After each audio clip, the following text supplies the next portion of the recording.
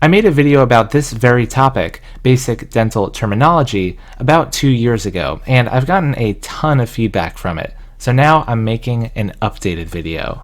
You might be a dental student, a pre-dental student, a dental hygiene student, a dental patient, but wherever you are in your dental journey, welcome to this video, and I sincerely hope that you learn a lot about the field. So with that, let's talk about dental terms used every day in the field of dentistry. So first, let's get oriented with the mouth. Of course, we have the lips here that form the outer border of the mouth. We have the teeth, we have the tongue, we have the roof of the mouth, which is also called the palate, which is divided into a hard palate, which is towards the front of the mouth and has underlying bone, and the soft palate, which is towards the back of the mouth and includes this hanging bit of soft tissue called the uvula. The tonsils are also in the back of the mouth, and they serve as part of the immune system. Now we've separated the teeth from the previous diagram, and the patient is open as wide as possible, and we have the upper teeth up here and the lower teeth down here.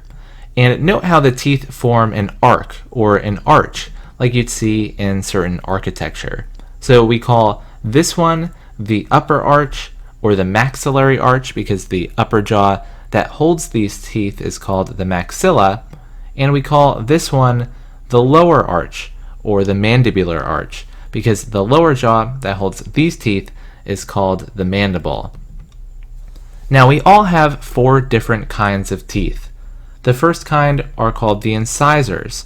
We have 4 incisors in the front of the mouth for the maxillary arch and also 4 incisors down here in the front for the mandibular arch.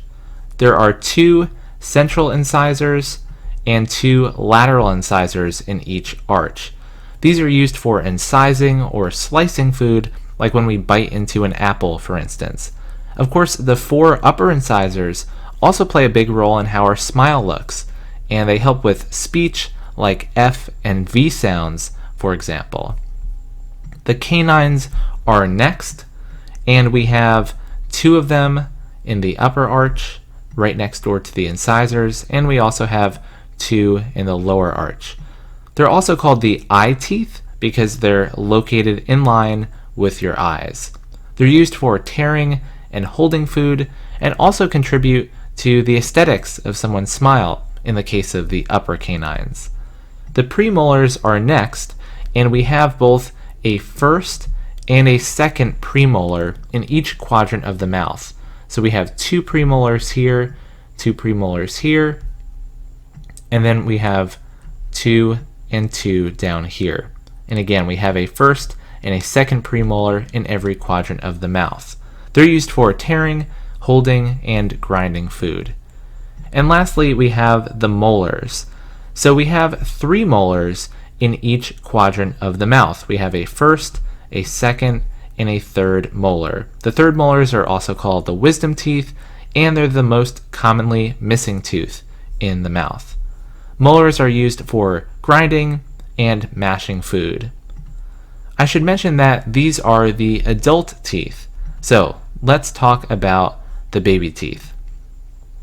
The baby teeth, also called the primary dentition, are shown here, and we have 20 of them in total.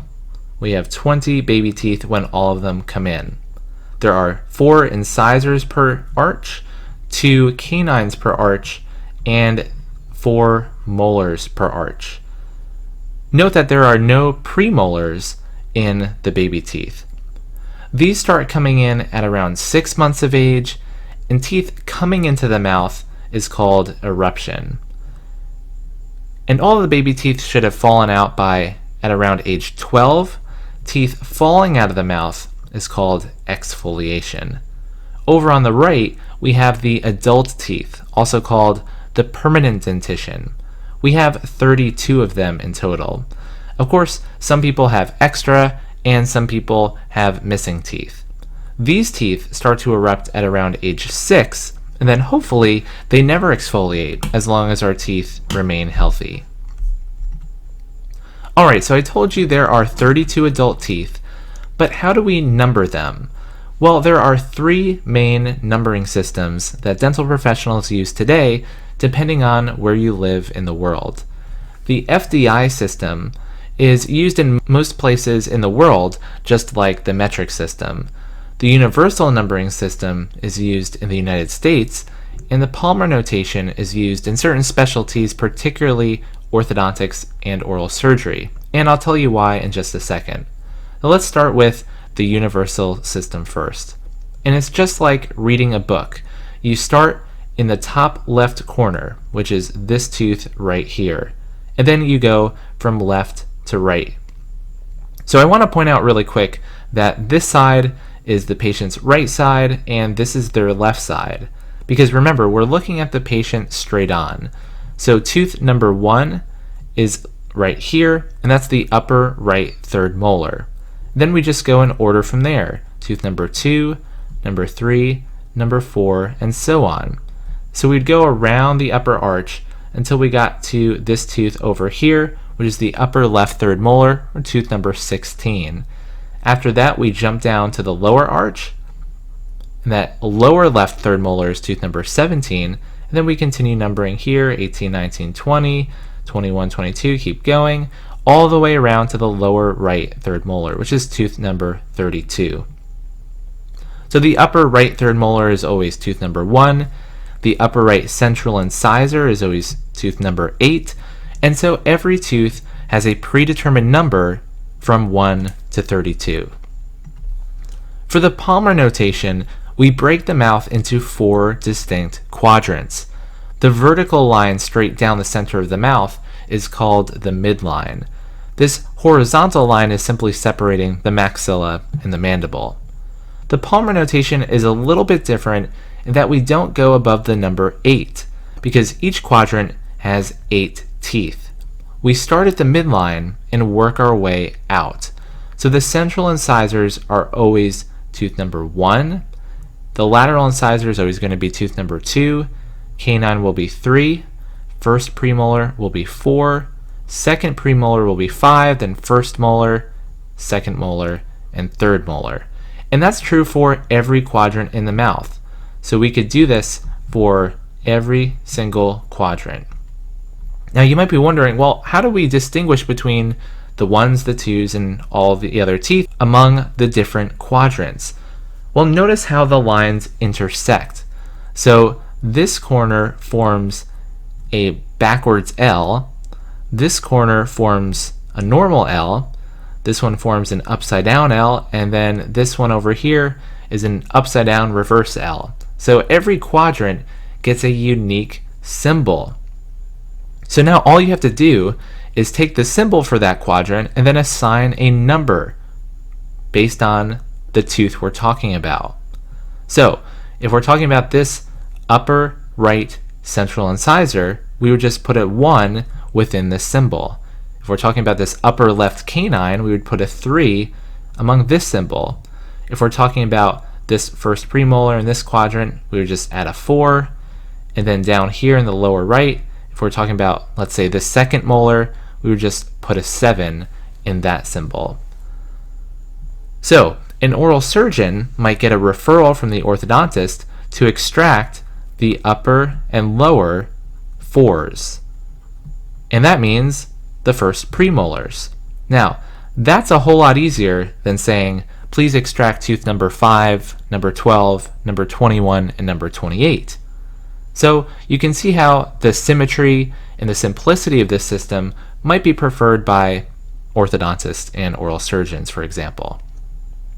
And lastly, we have the FDI World Dental Federation system, which uses 2 digits. The first digit tells you the quadrant that you're in. The upper right is quadrant number 1, upper left is quadrant number 2, lower left is quadrant number 3, and lower right is quadrant number 4. Now the second digit is the exact same as the Palmer notation, 1 through 8, 1 being central incisor, 8 being third molar. So now instead of using the symbols here, we just use a number. So for the upper right central incisor, we would call this tooth number 11. The first one for the quadrant, the second one for the number. Let's pick this lower left second premolar. This would be tooth number 35. And so you could do this for every quadrant of the mouth using that method. So if you're curious, this is how we number the primary dentition, or the baby teeth. For the universal system, instead of using numbers, we use letters. So instead of number 1 to 20, because there are 20 baby teeth, we use letter A through J. And the order of notation is otherwise the same. So we would start with A in the top right, and then we would continue B, C, D, E, F, G, H, I, J. Then we would jump down here to tooth K, L, M, N, O, P, Q, R, S, T. Now for the palmar system, we also replace the numbers with letters. So instead of 1 to 5, because there are now 5 teeth in each quadrant, it's A to E. And we use the exact same quadrant symbols that we used before. For FDI, it's a little bit different. We still use 2 digits, but for primary teeth, the quadrants are 5, 6, 7, and 8 instead of 1, 2, 3, 4. The second digit would just go from 1 to 5, like in the palmar system. So those are the 3 most common tooth numbering systems. So next time you visit your dentist, you can impress them by pointing out a certain tooth and its number. So now let's talk about the tooth surfaces. So a tooth consists of both a crown and a root. The crown is the part above the gums, the root is the part buried below the gums. The crown of the tooth has different surfaces on it. Just like a cube has 6 surfaces, so does the tooth's crown. There's a front and a back, a left and a right, and a top and a bottom. And every surface has a name except for the bottom because it's connected directly to the root underneath. So the front of the tooth is called the facial surface.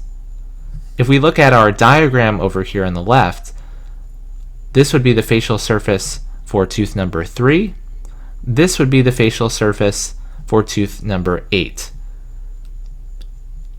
And this is the surface of the tooth closest to the face, hence why it's called the facial surface. Interestingly, there are other names that can be used to describe this surface depending on where you are in the mouth. So if you're talking about a front tooth or an anterior tooth, that refers to the incisors as well as the canines. This facial surface can also be called the labial surface, and that's because it's adjacent to the lips.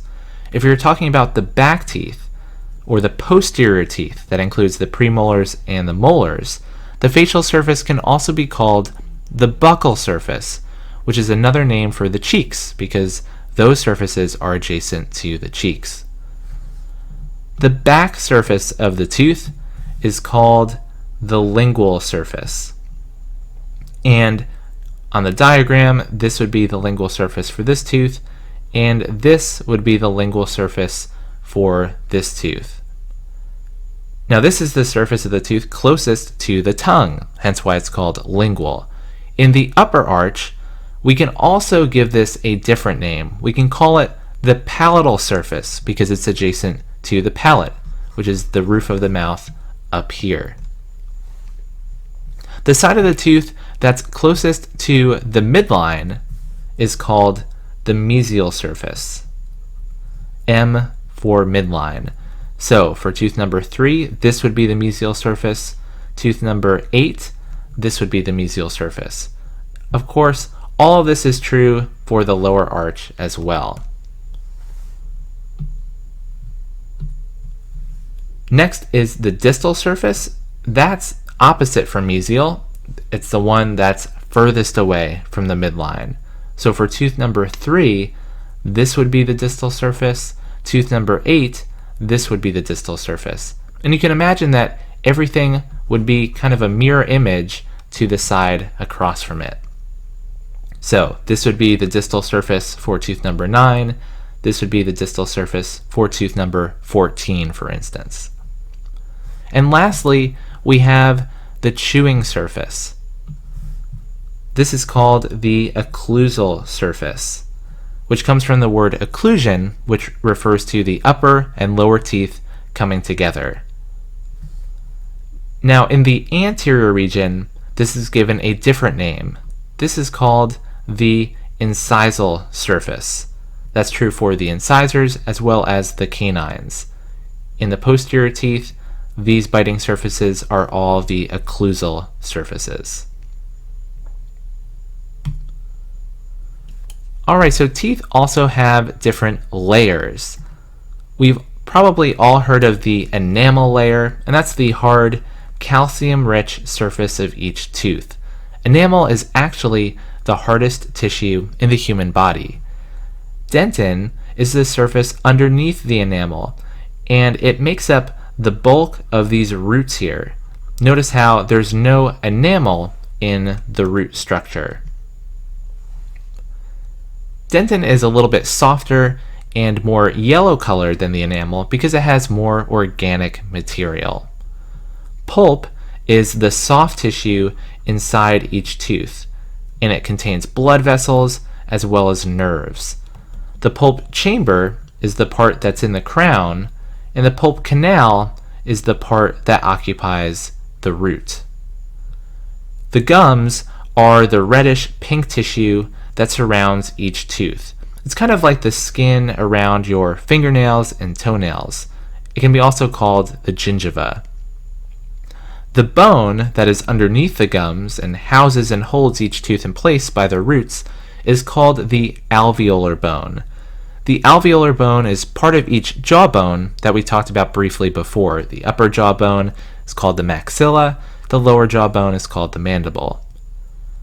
The cementum refers to the thin, hard tissue that covers the root of each tooth. Now, this tissue has similar density to bone. And lastly, we have the periodontal ligament, which is this tissue right here. It's between the cementum and the alveolar bone.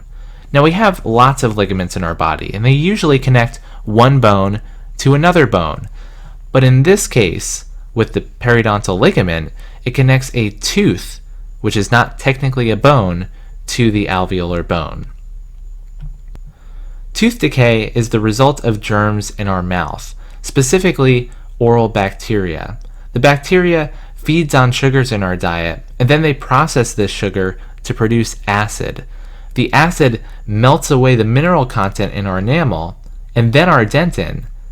It starts out small and unnoticeable, but then can grow to produce these big holes and cavities.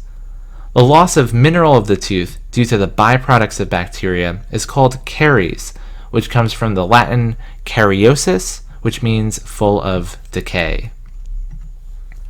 Gum disease is the other main disease process that occurs in our mouths. Plaque refers to a collection of bacteria on the tooth surface, also called biofilm. If this plaque is not removed by mechanical brushing and flossing, the bacteria can not only melt away our tooth structure like in caries, but can also anger our gum tissue, which is called inflammation, which can make them red, swollen, and even painful. Gingivitis is an early form of gum disease where the gums become inflamed, so they're red, swollen, and can bleed easily.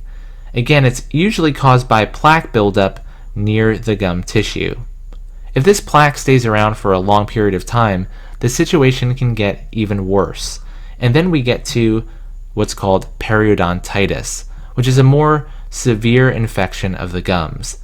It involves not only gingival inflammation, but the gums and the bone that supports the teeth can retreat and recede away from the plaque. When severe or chronic, teeth can loosen over time and even fall out if enough bone is lost. So the difference is gingivitis is reversible, while periodontitis is irreversible. The names of each also explain exactly what they are. Itis means inflammation, so gingivitis means inflammation of the gums, and periodontitis means inflammation of the tissues that surround the tooth. Now let's go over some specific terminology for dental treatment. So restoration refers to any kind of treatment that repairs or replaces teeth. So this can include fillings that replace decayed or missing tooth structure, but this also includes some bigger procedures like crowns and bridges that we'll talk about in a little bit. So amalgam is a dental filling material made up of a mixture of different metals such as mercury, silver, tin, and copper. It's also known as a silver filling. Composite is a tooth-colored filling material used to repair or cosmetically enhance teeth that's made of several types of resin-based plastic substances. Bonding is another term that some dentists may use, and it refers to the process by which a tooth-colored filling material is attached to the tooth. A sealant is a thin plastic resin coating that can be placed on the biting surfaces of back teeth to help prevent caries from forming within the pits and fissures of these teeth. A crown is the top part of a natural tooth that's covered with enamel, but it's also the name for a filling that covers the entire natural crown when the tooth has broken down and can't be fixed by a smaller amalgam or composite filling. Crowns can be ceramic to match tooth color, or they can be gold metal like this crown here. A bridge is an appliance that is cemented in place, just like a crown, but it replaces missing teeth. So if this tooth was completely missing, for example, the bridge would cover the adjacent teeth, and then a fake tooth would be placed in this empty space to replace the missing tooth and bridge the gap there. Another way to replace a missing tooth or teeth is with a denture. So this is something that's taken in and out by the patient and can be a partial denture like this one to replace some missing teeth, or it can be a complete denture if all of the teeth of that arch are missing. An implant is another option for replacing a missing tooth, and it's a device that's inserted into the jawbone to replace a missing tooth and hold a crown or a bridge or even anchor a denture in place. An extraction is the removal of all or part of a tooth. So here we see a root canal treatment. So everyone has root canals, but only those with deep enough decay or trauma require a root canal treatment. This refers to a treatment that removes the tooth nerve or the pulp tissue, and it seals the space with a biologically stable material. A crown is usually recommended to cover a back tooth when it gets a root canal treatment to prevent it from breaking down. A veneer is a thin artificial cover for a tooth to correct its shape or color. Veneers can be made of ceramic, composite, or acrylic resin. Scaling is a procedure that uses instruments to remove plaque, tartar, and stains from teeth, and root planing refers to the cleaning of a tooth root to remove bacteria, calculus, and diseased cementum surfaces. So a general dentist can provide the treatments we just talked about, but there are specialists who receive specialized training for dealing with more complex cases. There are more specialties being added every year, but as of recording this video in 2020, there are 12 ADA recognized dental specialties. Dental anesthesiologists are specially trained to provide pain management during dental procedures, particularly things like intravenous deep sedation and general anesthesia. Dental public health specialists focus on advocating for dental and oral health issues at the community level, things like water fluoridation. Endodontists treat problems of the tooth nerve or pulp, or infections in the bone associated with infected nerves, with procedures such as root canal treatments. Oral medicine doctors diagnose and manage patients with disorders of the face and mouth and provide biopsies, medical management, and specialized injections. Oral pathologists specialize in the research, identification, and management of oral disease. Oral radiologists specialize in the production and interpretation of dental x-rays. Oral surgeons perform tooth extractions, trauma surgery, corrective jaw surgery, and implant placements.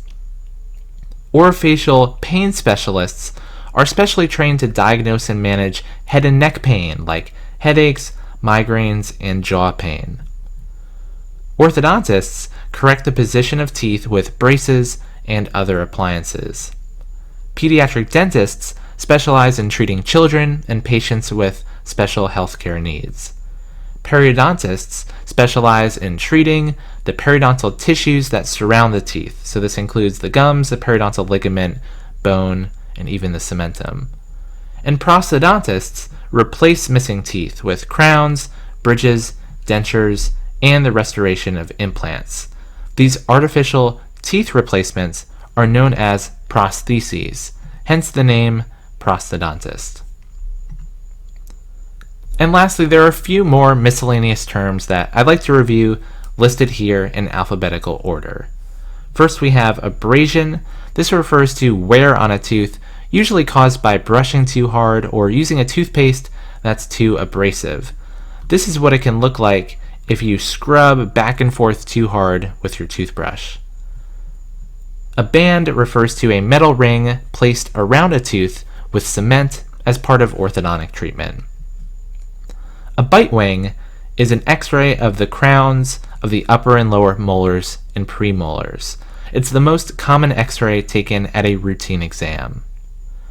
Bruxism refers to an unconscious habit of grinding or clenching the teeth, which often happens when a person is sleeping or stressed out during the day. Calculus or tartar refers to a hard deposit of minerals coated with plaque that can build up on the teeth and cause gums to get inflamed. The most common place for it to accumulate is the lingual surfaces of the lower incisors.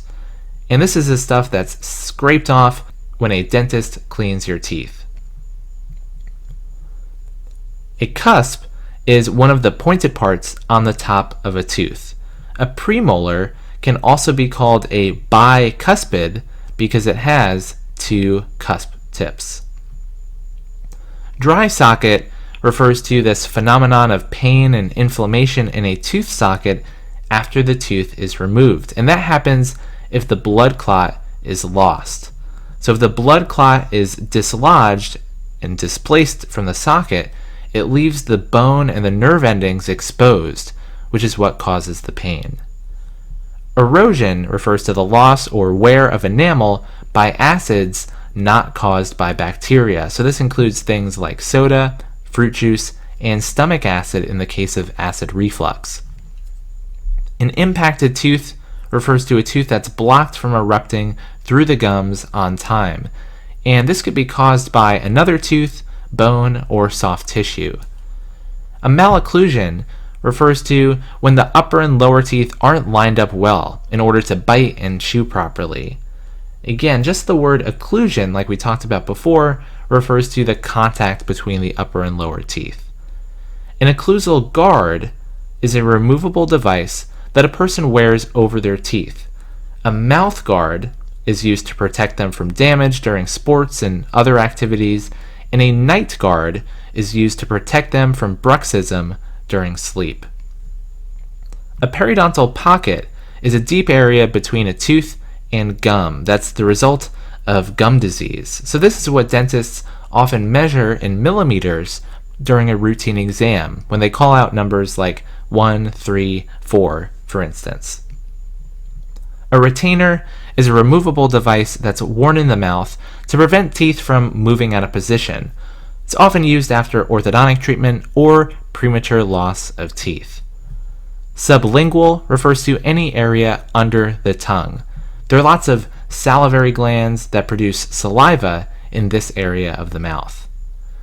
TMJ stands for temporomandibular joint. This is a joint that connects the lower jaw to the skull. Now TMD stands for temporomandibular joint dysfunction. So everyone has a TMJ, two in fact, one on the right and one on the left, but not everyone has TMD. This refers to pain, clicking, popping, and other symptoms that are caused by problems with the temporomandibular joint and the associated muscles.